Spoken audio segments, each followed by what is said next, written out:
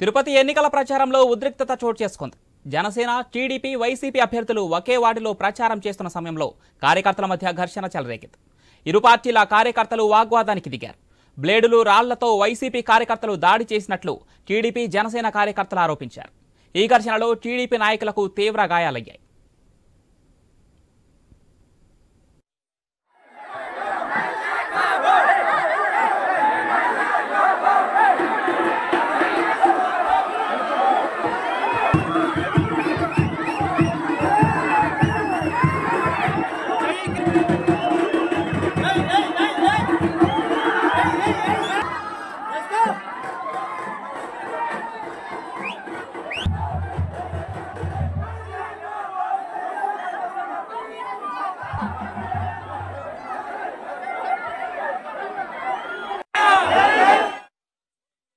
తిరుపతి ఎన్నికల ప్రచారంలో ఉద్రిక్తత చోటు చేసుకుంది. జనసేన, టీడీపీ, వైసీపీ అభ్యర్థులు ఒకే వార్డులో ప్రచారం చేస్తున్న సమయంలో కార్యకర్తల మధ్య ఘర్షణ చెలరేగింది.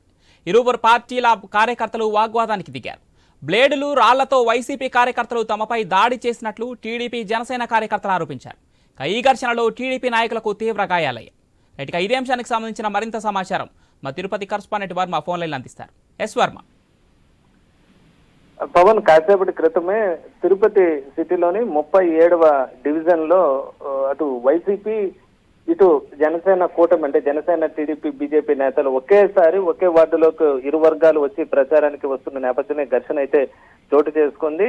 జనసేన ఎమ్మెల్యే అభ్యర్థి ఆరణి శ్రీనివాసులతో పాటు మరో జనసేన నేత కిరణ్ రాయలతో పాటు ఇంకా పలువురు నాయకులు కూడా ఈ ప్రచార కార్యక్రమంలో అయితే పాల్గొన్నారు. అయితే ఎదురెదురుగా రెండు వర్గాలకు సంబంధించిన వాళ్ళు రావడంతో ఒక్కసారిగా అక్కడ ఉద్రిక్తకర వాతావరణం ఏర్పడింది. పరస్పరం ఒకరికొకరు నినాదాలు చేసుకుంటూ పోటీ నినాదాలు చేసుకున్నారు.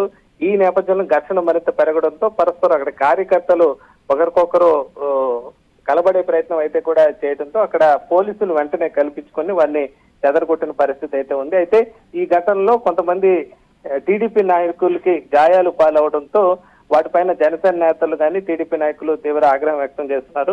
ఇటు వైసీపీ వాళ్ళు బ్లేడ్లతో వచ్చి తమ మీద దాడి చేశారంటూ కూడా వాళ్ళు ఆరోపిస్తున్న పరిస్థితి అయితే ఉందని చెప్పొచ్చు. అయితే వెంటనే పోలీసులు జోక్యం చేసుకోవడంతో ఇద్దరిని కూడా చెదరగొట్టారు. ప్రస్తుతం అయితే అక్కడ వాతావరణం ప్రశాంతంగా ఉందని చెప్పుకోవచ్చు. మొత్తం మీద ఒకే వార్డులో ఇరు వర్గాలు రావడంతో ఈ ఘర్షణ వాతావరణం చోటు చేసుకుందని చెప్పొచ్చు. Pavan, right, thank you Varma.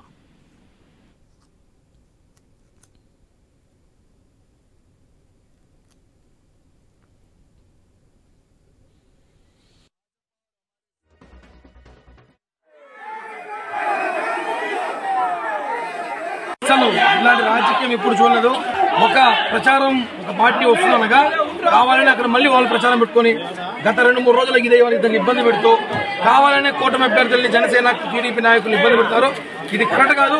ఇది కరెక్ట్ గా ఇంకొక 4 రోజుల తర్వాత మీ ఇళ్లలో దూరుతాం పెట్టుకోండి. ఎలాంటి సులభం చెప్తామంటే గౌరవంగా మర్యాదగా ఎలక్షన్ చేసుకుని ఎలక్షన్ సక్రమం చెప్తుంది. ఏదో అక్రమంగా చేసుకుంటామంటే జనసేనకు సిద్ధంగా ఉన్నది కూడా హెచ్చరిస్తున్నాం. జగన్ బ్యాచ్ చూసుకుని మరీ తన్యాయం ముందుకుంటున్నారు. ఎవరు ప్రచారం వాళ్ళు చూసుకోవాలి కదా. మా దౌర్జన్యం చేస్తే జనాలు ఎట్లా చేసేది? వాళ్ళు దౌర్జన్యమే చూస్తున్నారు కదా, మీరే చూసినారు కదా రాణిస్తారా వాళ్ళు.